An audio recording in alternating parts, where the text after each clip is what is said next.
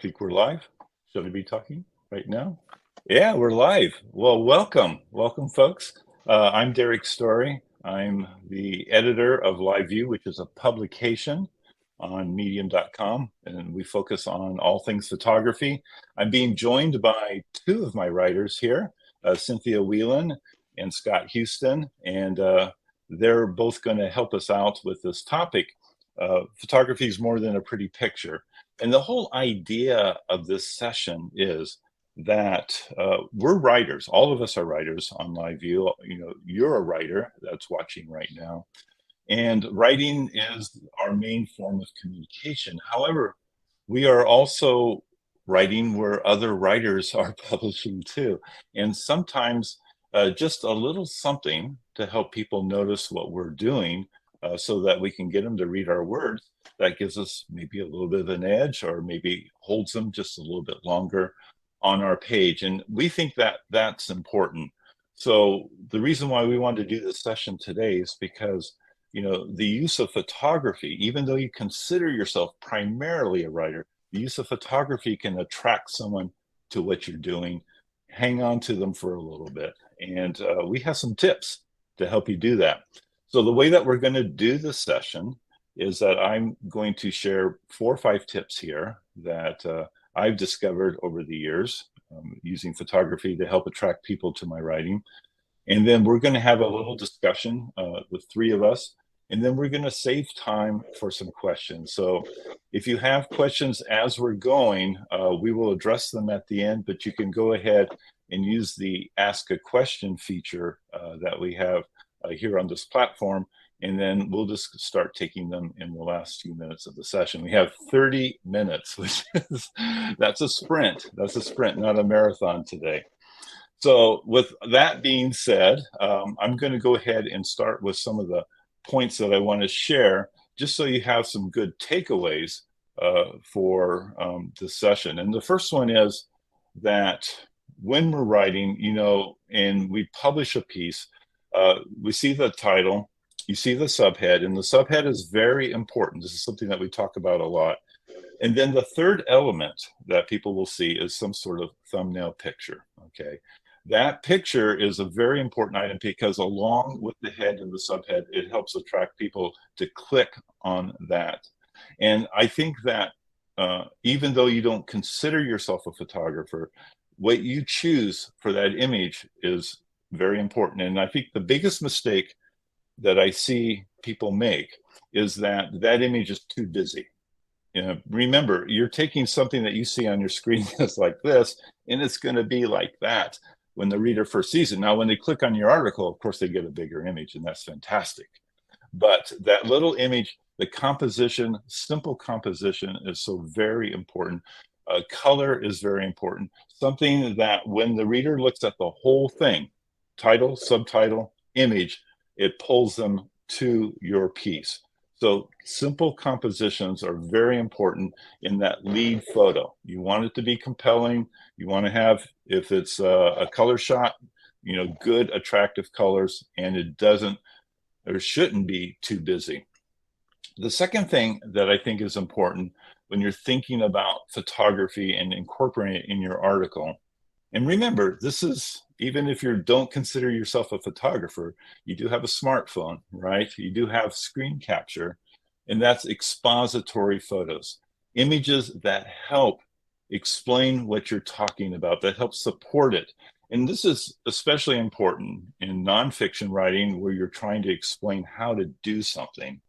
Adding helpful expository photos, photos that illustrate what you're trying to say, just makes the reader able to absorb it so much easier. You can describe, okay, first you click here and you do this and you do that, and then you can show a picture of it and you put those two things together, and the reader then is able to grasp what you're talking about more easily. And I think having expository photos, when appropriate, throughout your article is very helpful, very helpful. And people start to go, oh, God, I really appreciate what that writer is doing, helping me understand what he or she is talking about. The third thing, which is kind of a trick that I use, I know Cynthia uses it as well, and that's using photos in the role of subheads. And a lot of times, one of the writing techniques that I start out with an introduction to grab the attention and to kind of set up what I'm going to be talking about. But I like to shift gears. I like to shift gears. Maybe it's change settings. Maybe it's, we go into a different part of the story. And one of the things that I think people find helpful is that if you have a photo at the point that you're shifting gears, that you're kind of changing directions a little bit, it's almost like having a sign, when you're driving on the road and it says, okay, beautiful park this way. Now your map may be telling you, turn right and all that, but then you see that sign, beautiful park this way. And sometimes the signs are actually rather attractive. I think that is very helpful as well. And I love using photos as subheads. Now, the next point really, the next 2 points are really talking about, even though you don't consider yourself a photographer, your pictures versus stock photos. And Scott's going to talk a little bit more about this in a minute. And my preference, and I think all of our preferences on Live View, is that we try to use our images as much as possible. And this is where we get into, we're talking about photography being more than a pretty picture. If you scroll through Instagram, for example, and you see the pictures that are really doing well, they tend to be things like sunsets and stuff like that, because people can absorb them easily. They can really grasp what's going on. I almost call them like billboard photos or postcard photos. However, the role of photography in our writing is a little bit different, because what we're trying to do is use imagery to support what we're writing about. And we want the pictures and the words to work together to really drive home whatever point that we're trying to make. And so it's easier to do that. And I really feel like it's more effective to do that if it's your pictures, if it's your shots that you're taking, and that you actually, focus on, okay, I'm going to get the shot and it's going to help explain this point. And it just looks different than a stock photo. We all know what stock photos look like. Maybe because I'm a photographer, I can get, that's a stock photo, that isn't. That's a stock photo, that isn't. They just have a look. And I feel like that you're sending a vibe when your photo is not a stock photo that is a little bit more authentic and a little bit more you. And one of the techniques for doing that is building your own stock photo library. And this is, I think, very important. And especially if you're writing within a niche, which I think is the best way to go for success, is, if you really become an expert in a specific area. I know I used to work for O'Reilly Media, and I learned a lot of things there. And one of the things that Tim O'Reilly used to talk about is that it doesn't matter how big the niche is that you're working in, as long as you dominate it. So it could be a very small niche, but if you're the dominating force in that niche, you're going to be successful. This really helps you with your photography to support your articles, because, for instance, if you're an environmental writer, if you're writing about recycling and things like that, then every little recycling bin that you see, every little anything that's relating to your topic, take that picture, take that, grab it. You may not have an article in the works at the moment that you're going to use that photo for, but you probably will up the road. And then you can go back and retrieve that image and use it in your piece. And I think building your own stock photo library is super important. And now, because we have the use of artificial intelligence to help us find our images, for instance, if you're on a Mac and you're using Photos for Mac OS, it has AI built into it, and you can literally say, search on recycling bins, and it'll give you a selection of photos. You don't have to keyword them necessarily. So if you're thinking, I don't want to build my own library because it's too much work, it's not actually that much work anymore. Take the picture, get it on your computer, have it that you need it, so that's available when you're writing about that topic. So becoming your own stock photographer, I think, is super important, and it really pays dividends in the end. I'm a photographer by trade, and the bulk of the work that I'm shooting these days is for my own stuff. It's for my own stuff, so that I don't have to use other people's photos. Now, the last thing I want to say, and then I'm going to turn it over to our guest speakers for a minute. The last thing that I want to say on that, that if you do have to use stock photography, and that happens, we're all in situations where we need to use someone else's images, just make sure you follow the rules, right? Make sure that it's a Creative Commons license, or that it's available for free use. And then even if it's available for free use the caption to credit the source, so that everything is nice and clean and buttoned up, and you don't get any questions about any of the images that you're using in your photography. So with that being said, with that introduction, I'd like to bring our speakers in, our co-speakers in right now. And Scott, I think I want to start with you and this idea of using, stock photos versus your own photos, and how that's worked for your articles and the pieces that you've been doing. Well, we got started on LiveView. We're a bunch of, so LiveView is a publication in Medium that you can follow us on LiveView. And we have a bunch of photographers, but we write about different things. Some of us write about like the philosophy of photography. It could be about gear, could be about travel, any matter of things. And Derek encourages us to write about what excites us, which is really important. So we're not really given some particular topic, and we need to kind of color inside those lines.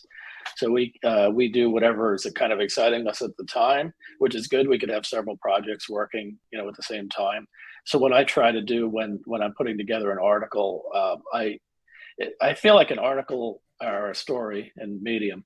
A story is very personal, and it really, I think it's like you imprint your DNA on that.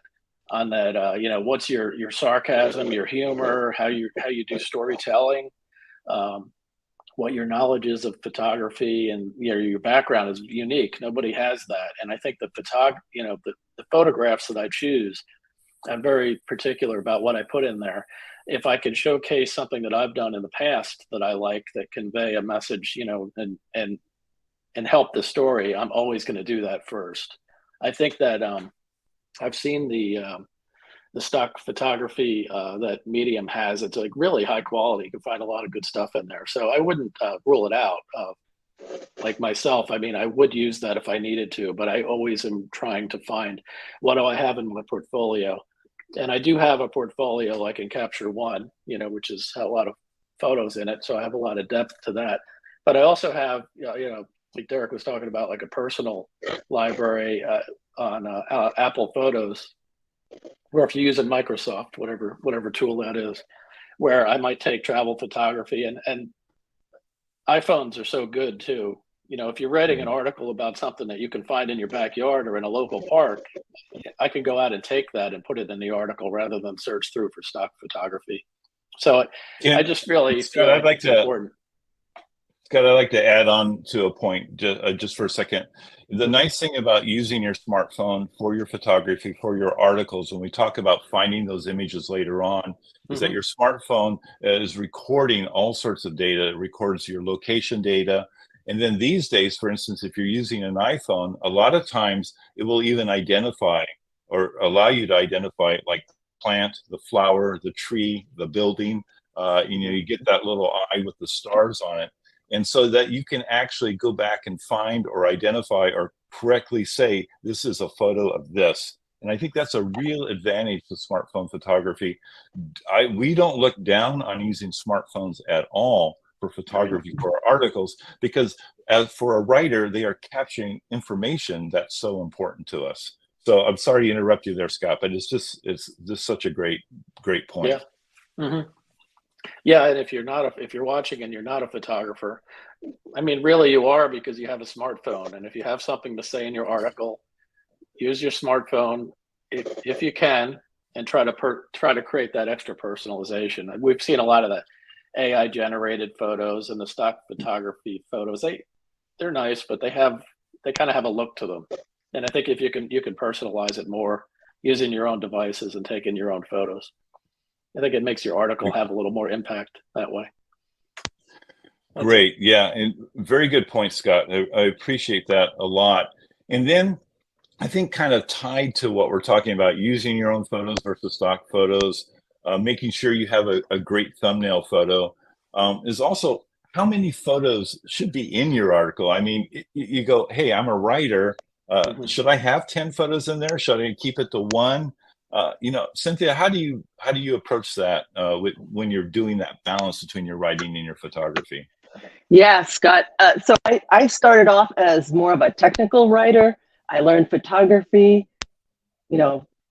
spend a lot of time photography. Now I'm looking at maybe photography to postage. So I'm working. Cynthia. Yeah. Your audio is getting a little garbled. Okay. Remember we were talking about AirPods versus using the speakers on the Mac. Yeah. Let me see if I can FaceTime. I've got. Yeah, I think this is. Am I still garbled? Keep talking, but I will interrupt you again if it. Okay, if it sounds so. Yeah. My chain of thought there. Yeah, it's garbled. Can you take those out and like we did during practice and go with the? Try to switch all over. Yeah, switch over. And device settings apply. While you're doing that. Yeah, let me see if I can. Yeah, I'll keep talking. Internal microphone, is that working better? There we go. Internal microphone. Yes, much better. So you can take those out now. To do everything 3 times. Yeah. Okay, so mashing. So I'm talking about mashing how many photos and using photos in the text, and really, I use a lot of what Derek talks about, is that using it to break up the grayness of my article, to recognize that some people are scrolling fast and or reading through and just need a break. So I use them as an addition to using subheadings in something. And can I just scroll through my article now, Derek? Yeah. Let's give that a try. You're gonna go to the. I'm going to open the share menu, and let me give this one a try here. So can you see my profile? We can indeed. All right. So my story about Burning Man, I was very conscious of what Derek talked about, is that I'm going to start off with the viewer having just a thumbnail. But when they click on my article, I wanted to reward them for looking at my article.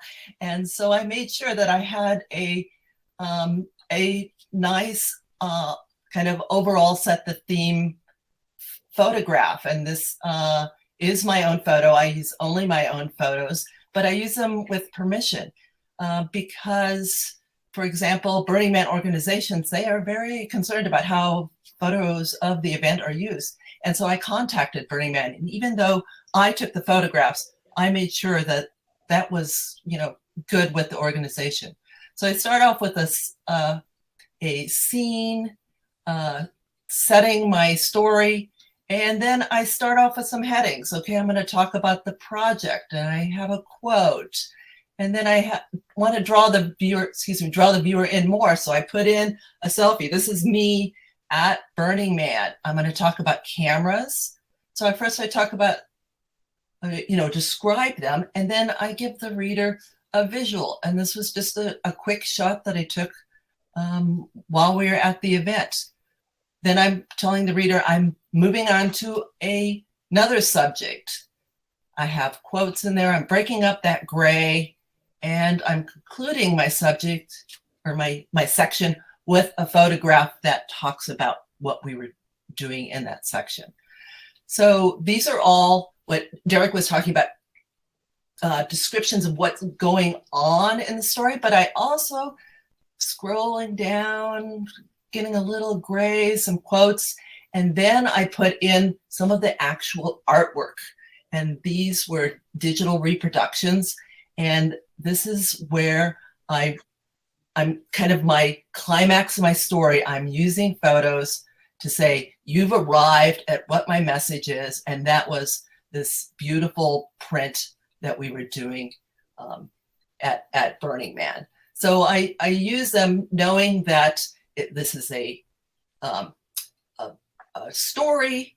I want to pull the reader through the story, and I want to reward them at the end with a beautiful conclusion, some more descriptions of this is what the artwork was. And I also finish with a little bit of help from my LiveView folks. So I think that so demonstrates some of what you were trying to describe, Derek. Right, because it's a visual journey as well as a journey with words, right? I mean, and they're kind of going hand in hand as you work through that article. All right.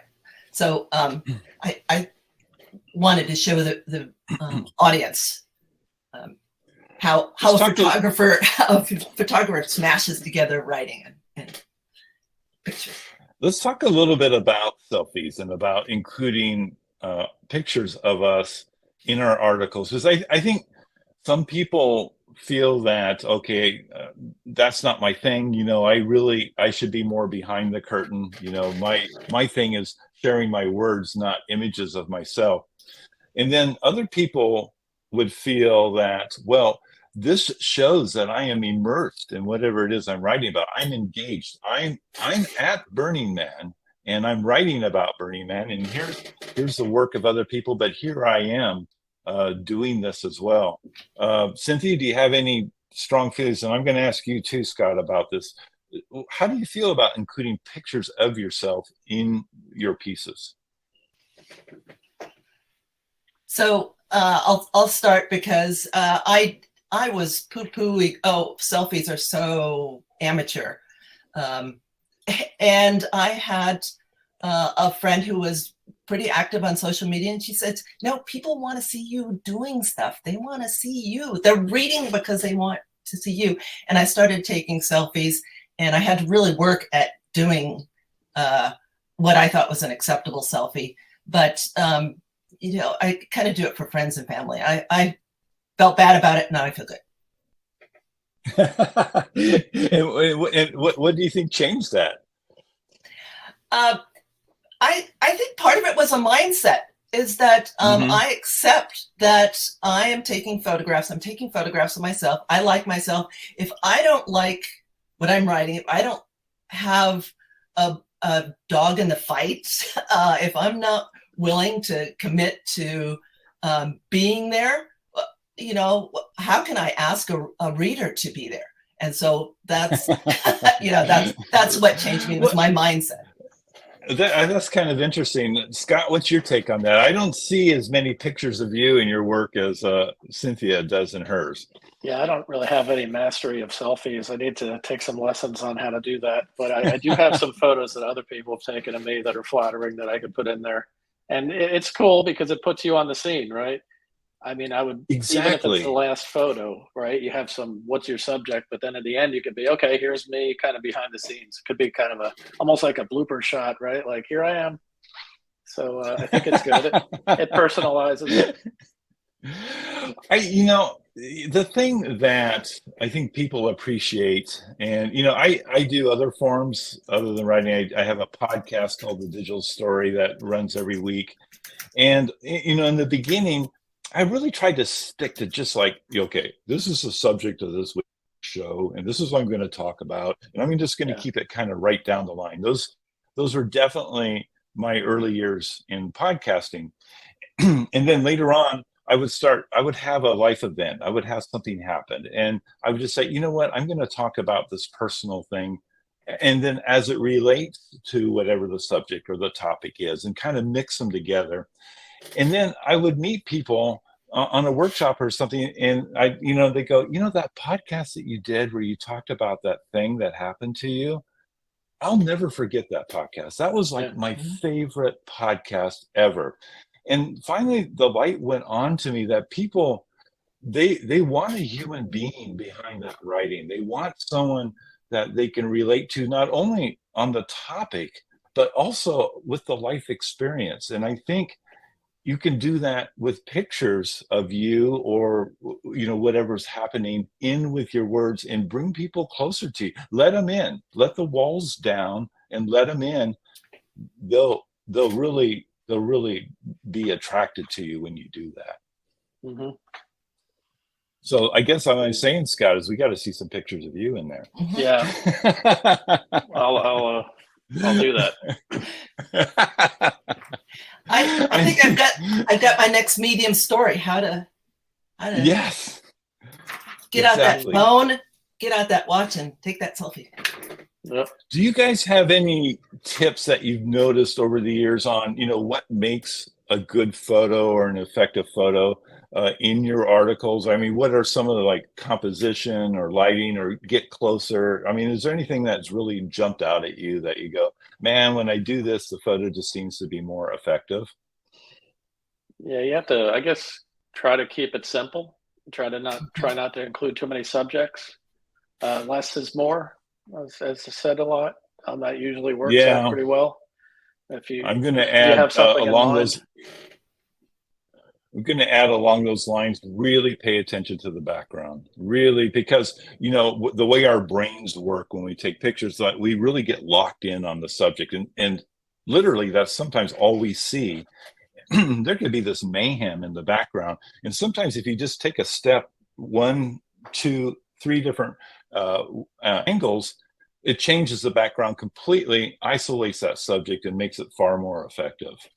So you guys talk about the keeping it simple. I'm absolutely, but also consider what your format is, because if you're putting in a portrait picture and it's going to get squished to horizontal, you could end up chopping your subject off really bad. So you kind of have to preview how it's going to look and be willing to change how that fills the box that you get. One thing I saw once that I just really shocked me is that somebody like put text all over their thumbnail, and it was really hard to see the picture or the text. So don't have that distracting stuff there. And you can ask somebody else too. Just ask somebody, what does this picture say to you? What do you think of it? And they'll say, well, there's a dumpster in the background. I don't like that. And you're like, oh, of course.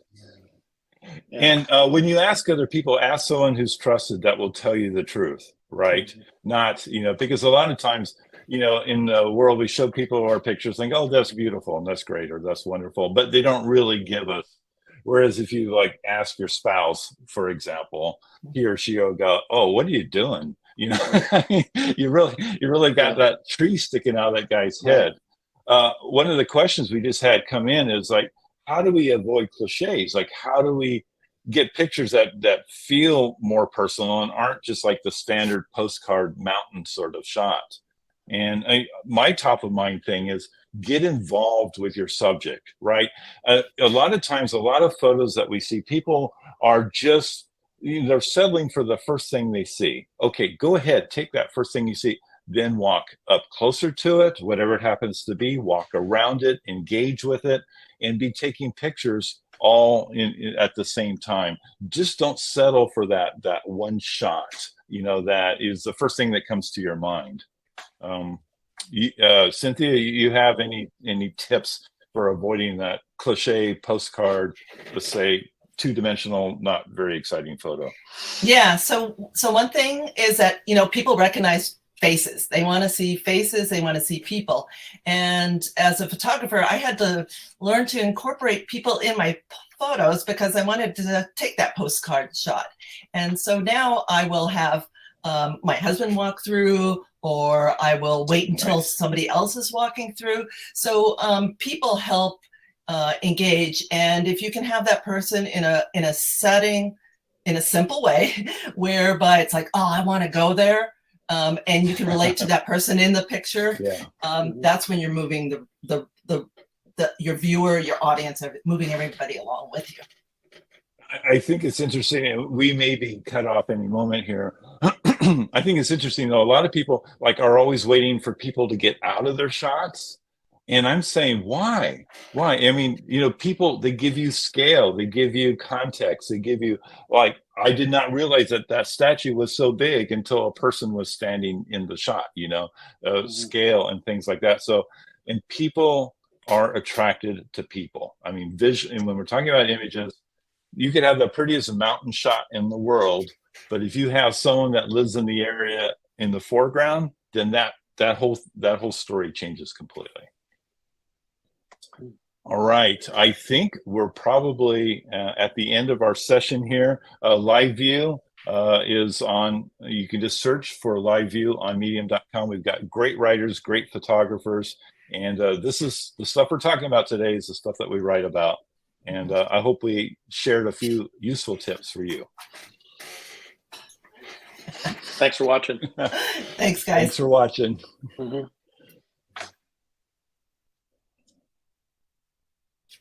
I'm gonna go ahead and leave. Do we leave now? Do we say goodbye and leave? Okay. Thanks, guys. Why don't we just hang out and talk for a few minutes? It's probably still being recorded, so keep that in mind. Okay. It says that we have 48 people still viewing. So yeah. I wonder if. So is this the after party? Is that what's going on? The bloopers reel. Yeah. Is this where? What was there anything that we didn't cover that you guys thought was really, God, it'd been great to get that involved in there? I think for a half an hour, I think we moved through some good topics. Good. Yeah. I think we stayed on topic. Personal. Yeah. Mm-hmm. I really like the point of getting personal, and I think this is something that you guys have done so well. With this is me writing about this topic. This is me involved in this topic, and I just think that everything really changes when you start going down that road. I just feel like engagement just goes way up because you're a person, and if we want people to follow us, follow Live View, follow Cynthia as a writer, follow Scott as a writer, then that has to be an identity that they're attracted to, right? They're not going to follow a two-dimensional, facts only kind of person. They're going to follow a human being that they think is interesting. Yeah. And that's what attracted me to Medium, is that as long as Medium is pushing forward things that I feel are genuine, I'm willing to stay in and stay genuine. And so it'll be interesting to see how the platform progresses, because everything's the only thing constant is change, and Medium's going to be changing. And hopefully they're changing to keep that personal. I feel like they are. I mean, we always see a lot of doom and gloom with people who are dissatisfied with whatever it happens to be. But the fact of the matter is, when you have people who are happy, you have people who are unhappy, you have people that are putting forth ideas, you have people rejecting their ideas. That's when you have a town square that's kind of interesting, right? Mm-hmm. If we were all just patting each other's on the back, and I think we see a little bit of that with Threads in the beginning, everyone's saying, okay, we want this to be just a happy place, right? Well, as much as people say they only want things to be non-challenging or happy, they lose interest. And so you go to 100 million and then you go to 20 million until someone stirs the pot a little bit, So human nature, we're a bit of a conundrum, I actually think. There's so much talk about AI all the time. I mean, at least this is the way we stay in the fight, is that we give our personality, our own photos that are flawed or are interesting, or have somebody in it that is interesting and not like some contrived, being of some sort. And that's how we stay in it. Well, I mean, I don't think we'll lose. With a dash of imperfection, right? Right. I mean, isn't that why people keep going back to pinhole photography or analog photography or something? I mean, you can take a digital picture that's absolutely perfect that bores the heck out of you. But you know, people that there's a dash of imperfection that gets mixed in there, whether it's in our writing or in our thought process or in our images, that sometimes is kind of interesting. Mhm. All right. That's so much for the after party. Yeah, we've 25 years, but I think it's a good Yeah. time to be leaving maybe. Yeah. Thank you very Yeah. much, Derek. I want to thank you for allowing us to speak and be a part of this, for sharing your expertise and your passion for writing and allowing us to join you here. It's just blast. I just love working with all of our live view writers. It's a blast. And It's a good group. those of you still watching, enjoy the other sessions. I've already seen so many good ones. This is just a great day for enjoying what other artists and writers are doing. So, all right, everyone. Thanks for spending some time with us. We appreciate it. All right, Certainly good do. day. All right. Bye-bye. Goodbye.